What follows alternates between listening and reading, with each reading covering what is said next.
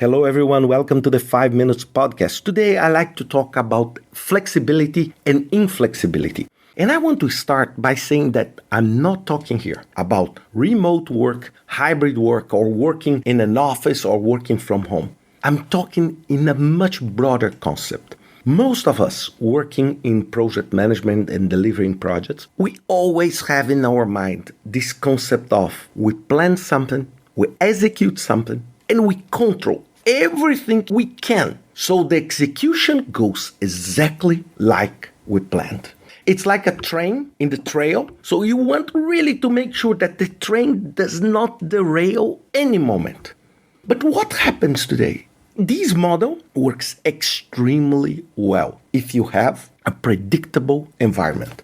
Means if the world does not change too much, if the conditions do not change too much, so you can make sure that the track you put in place is reliable to have the train on the top during execution.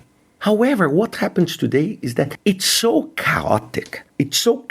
We have things happening all the time that this model does not drive us most of the time to deliver the outcomes. And this is what I'm calling inflexibility. Means this is the track, you must be on this track.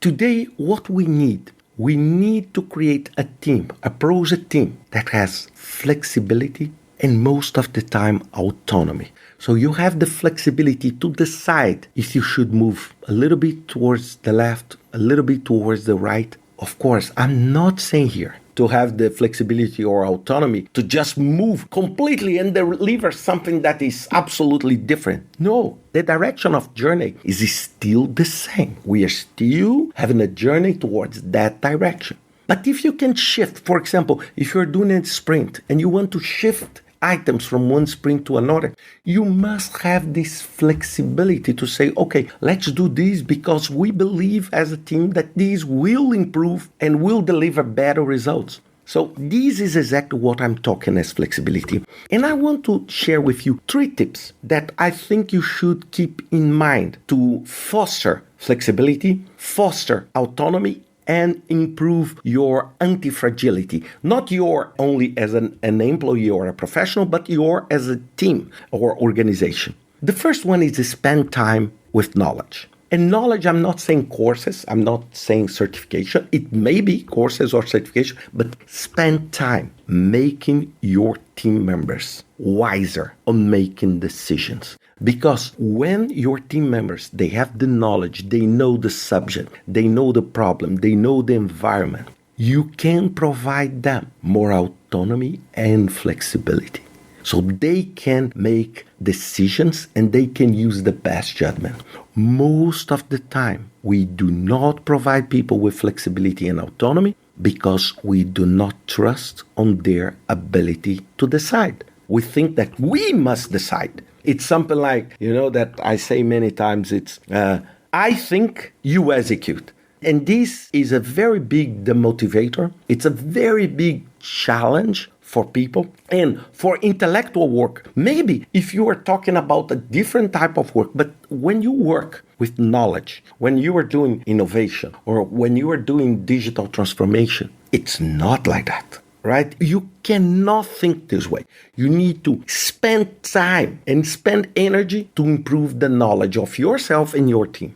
The second one is to stop working with processes, policies, and procedures. It's something like you need to fill this form, you need to fill this, you need to report, and you need to fill this, fill that. No, work with principles. And what is a principle? Principle is something that guides your behavior. And principles you can find on PMBOK 7th edition. I said this a billion times.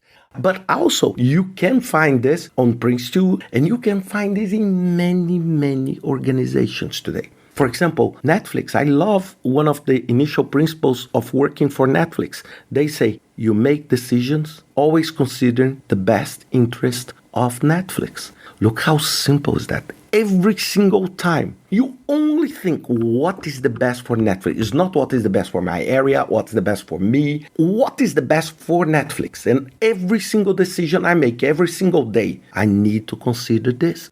This is the concept of working with principles. For me, for example, I develop my own principles. I have a set of principles that guide every single decision I make about new business, about what I should study, about how I should develop my career, because it's impossible to capture this and give people the flexibility and the autonomy if you are, putting 300 different forms or 300 different policies. So people don't have the flexibility. They will be only, I would say, they will only follow that specific process. And because project is so related to innovation, you just destroy that. It's impossible to be innovative if you are following a track that is so predefined. And last but not least, the third one is smart work. It means you need to understand, if you want to have flexibility and autonomy, you need to understand that work is smart, that you need to work smart. And work smart is not defined by working from 9 to 5, 9 to 6. And work smart is not working 20 hours per day or 15 hours per day. No, work smart is to work focus on delivering the outcomes. It doesn't matter if you work at your home, if you work at your office, if you work in a different country, you just deliver the outcome that matters. Full stop.